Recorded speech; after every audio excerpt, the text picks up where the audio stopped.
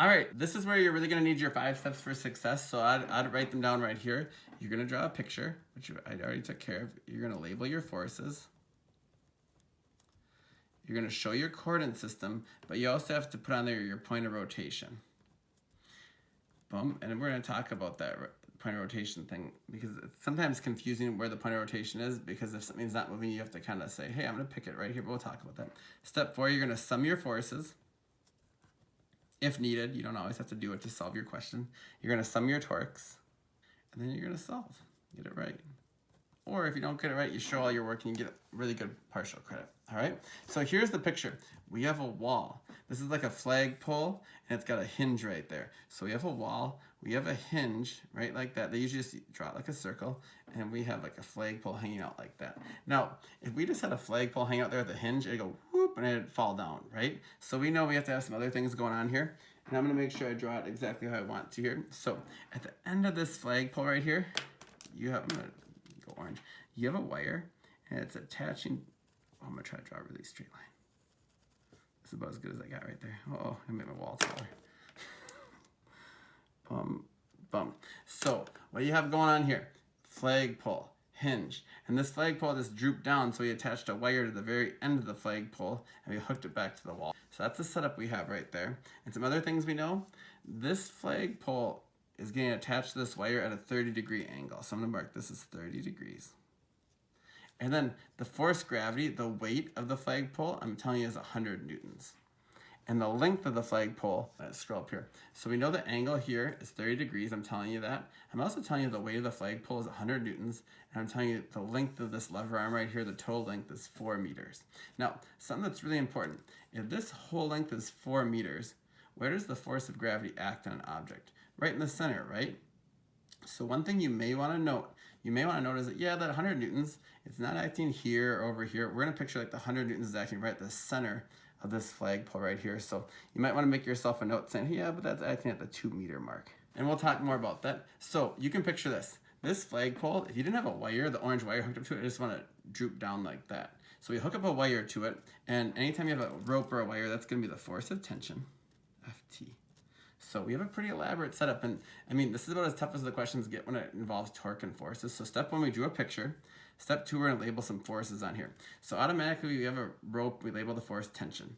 Now, we also have this beam, and it's on planet Earth, so we have the force of gravity, we're gonna label it right at the 2 meter mark. If this is 4 meters, right in the center, that's force gravity at the 2 meter mark. Now, we do have to talk about this hinge force, and it's gonna be a little weird. If you take a pen and you push it into your hand, and you kind of pull up on it, the pen kind of digs down and into your hand. So for every action, there's an equal and opposite reaction. So the pen, and in this analogy, the flagpole and the pen, I'm trying to make it line up, and this, my hand's the wall. So you pull up on this pen or the flagpole in this example, and you're like, oh, it's digging down into my hand. So your hand's kind of pushing up and to the right on the pen.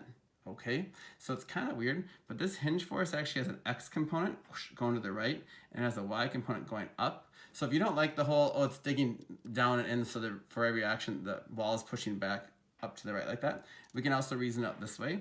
If you make contact from the flagpole to the flagpole pushes in the wall for every action, equal and opposite reaction. So you are going to have a hinge force, I'll draw it in red here. This wall is going to be pushing on this hinge right here, you call it force hinge in the X. And I would like to draw it right there because that's where it's happening, but I just drew it right above the flagpole right there. And picture this. This flagpole would slide down the wall, right? But two surfaces are touching, so this flagpole would slide down the wall, but the force hinge in the Y is pulling up on the object right there. So whenever you have a hinge, it's going to have a Y component, and it's going to have an X component. So in this question, big setup. We took almost 5 minutes to set the question. You drew a picture. You labeled your forces. We had tension, gravity, and these two hinge forces, the X component of the hinge and the Y component of the hinge. And then we're going to put our coordinate system on there. Just the standard coordinate system. X is to the right, Y is up. Now here's the thing. This is what they call an equilibrium question because everything's just hanging out in equilibrium. When you sum up your forces, they're going to be 0 on the X, 0 on the Y. And to be in equilibrium, your torques also have to sum to be equal to 0 because it can't be rotating either. So you picked your coordinate system. You're going to pick your point of rotation. Now here's the thing. technically when something's in equilibrium, you could pick your point of rotation wherever you want and call that your 0 point and reference everything relative to that. But doesn't it kind of make sense that that's your hinge right there? We put a little star next to our hinge and say, that's where we're going to reference everything relative to 0. But true story, if something's not moving and you're like, I'm not really sure where the point of rotation is, if you pick some point to be your hinge point or your 0 point and you reference everything relative to that, you will be okay as long as you marked where you're referencing your 0 point. But when we pick our point of rotation here, it kind of makes sense for us to pick it at the hinge, because that's what hinges do. They let things rotate. So this cable were to snap, this flagpole would droop downward. Okay, we're going to sum our forces and torques, so we're going to solve. Let's just do it old school. We're talking about the flagpole right here, so let's just sum our forces in the x. Let me look here, like, oh, okay, there's the force hinge in the x, and according to our coordinate system right there, that force hinge in the x is positive because it's going on the right. So let's write down force hinge in the x. So we have that going on, and you're like, okay, that thing's going down, that one's going up. Oh, tension. Tension's pulling to the left, and it's pulling up. So there is a component of tension that's going to the left there. It's the adjacent component. So we're going to say minus force tension. But here's the deal. If I just put minus force tension, that'd be taking the hypotenuse. You got to pick out the adjacent side. Can you picture there's an over and there's an up? We got to pick out just the adjacent part here. So it's Ft cosine of theta. That's the theta right there, 30 degrees now. And now here's the thing. This flagpole isn't moving to the right or the left, so its net force is 0 newtons. And this might make you happy because you're like, oh, we know the angle, we don't know Ft, we don't know force hinge x. So it kind of makes you happy you have an equation, but it kind of makes you sad because you have 2 unknowns and you have 1 equation.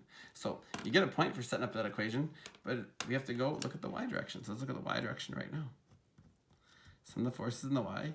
And even before you did any stuff with torques, you could have easily done what we're doing right now. You're like, okay, what are our y forces? We have force hinge in the y going up minus force gravity. And a lot of people forget, oh, I got that. Don't forget, tension is also pulling over, and it's got an upward component of the tension right there. So I'll say plus force tension, but the sine component. And once again, this is an equilibrium question. The flagpole's not rising or falling or doing anything crazy. It's not rotating. It's equal to 0 newtons. And this should make you happy. Oh, we know force gravity, it's 100. We don't know tension, and we don't know force hinge in the y. So we still have 2 unknowns.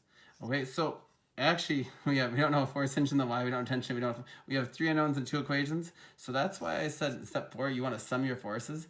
But now, you're also going to have to sum your torques. And that's what we're going to do, and it's going to help us get some information, and then we're going to work backwards, and we're going to solve this question. So we're going to sum our torques. And really, really important. A torque is not a force. A torque is your force times how far away you are from your point of rotation. So to turn something from a force into a torque, you have to times by your lever arm. And also the sine of the angle between those 2 vectors, but we'll talk about that in a second. All right, our point of rotation, we sum our torques. It's all about looking at where our point of rotation is. So this is the special new step right here. It's still our 5 steps for success. They're oldies but goodies. We just have 2 little things we have to do here. So that's our point of rotation right here. That's our 0 point. So if you were to push on that point of rotation right there, you'd have no torque because your R would be 0. That's like you trying to open a door by pushing on the hinge. It doesn't work out really well. It's kind of embarrassing. So right here, that's our point of rotation. And you have to ask yourself, well, does this hinge force, does it have any torques? We're looking at torques. Remember, to have a torque, you have to have a force applied at a certain R. Well, these 2 forces are right at R equals 0. They're right in the hinge. So those have no contributions to torque. So when you're summing your torques, you do not have to factor in their contributions to torque because the R is 0 right there. So if you did your formula, it'd be F times R times the sine of the angle with the R is 0. So it's just going to be 0 torque. That's like you pushing on the hinge on a door. It doesn't cause it to rotate. So the first force that causes a torque is force gravity. So let's take care of that right now. I'm going to do purple. So force gravity. Now, if you just put a force gravity in a torque equation, that is a force, that is a torque. To make it something a torque, you have to take the force times the lever arm, how far away it is right here. And I'm going to put numbers in here. This whole length is 4, and gravity is acting right in the center. So the lever arm right here is 2 meters. And now, here's the thing. Here's your radius, your lever arm. Your force gravity is going down like this. So this is going to the right, this is going down. So the angle between your force and your lever arm is 90 degrees, sine of 90. Can you picture that? Because this is your R, and that's your force gravity, and that angle right there would be 90 degrees.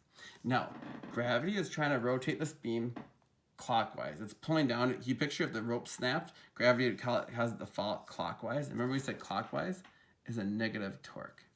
One little thing, there's something called the right-hand rule. If you stick your fingers in the direction of R and curl your fingers in the direction of the force, it would cause, you can picture like I stick my fingers to the right with R, I curl with the force, it would cause my hand to rotate like you're screwing a screwdriver in there. That'd be a clockwise torque, which is negative. You can totally use the right-hand rule. You stick your fingers with R, curl with your force, and then your hand kind of goes in the clockwise direction.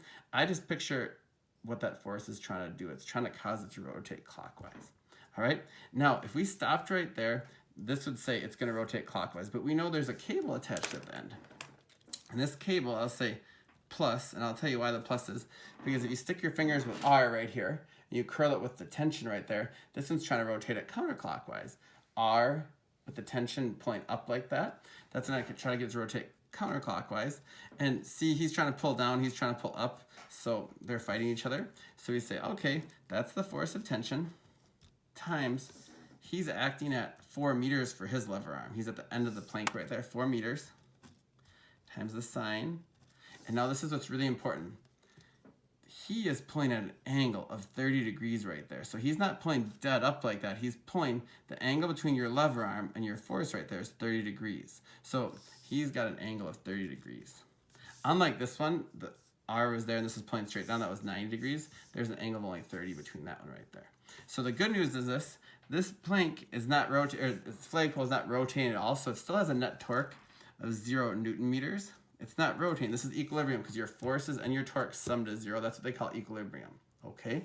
So when you go through and do this, you know everything. This is going to be 100 for your force gravity, newtons times 2. That's negative. Sine of 90 is just 1, so I'm going to leave that be. Plus force tension, and that's 4. Sine of 30 is 1/2, so that's just going to be half of 4, which is 2, equals 0 Newton meters. And you're like, oh, that's cool. Add that over. So that's going to be Ft equals, 2Ft I should say, equals 200. That's a Newton meter. Newton meters. So you find out Ft is going to be 100 newtons. And then what you're going to do is it's pretty sweet because once you have Ft equals 100 newtons, if you want to call this equation 1, you want to call it equation 2, you want to call this equation 3, you can always start with the torque one because that's going to be very helpful. Well, let's go, once we know it's 100 newtons, we can go back to equation 1. We knew equation 1 was force hinge in the x minus, well, it's Ft times the cosine of 30. Put the number in there. Equals 0 newtons. And the good news is now you know that one's 100 newtons. So force hinge in the x, when you go through that, you add that over that side, you're going to get, let's do it on my calculator. I get 86.660 newtons. Force hinge in the x. And that makes me happy. So once you use your torque equation to find tension, you can work backwards your other two equations and solve for some things. So that was equation 1. I'll just put a little 1 there. That one's check. So now we used equation 3 to get tension. We went to equation 1. Now we're just going to finish by solving for force hinge in the y. So we'll go to equation 2.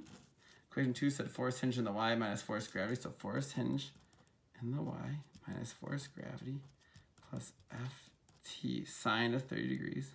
And just to reiterate here, when you do the torque equation right here, we are talking about the angle between your force and your lever arm. That's why this is 90 degrees right here.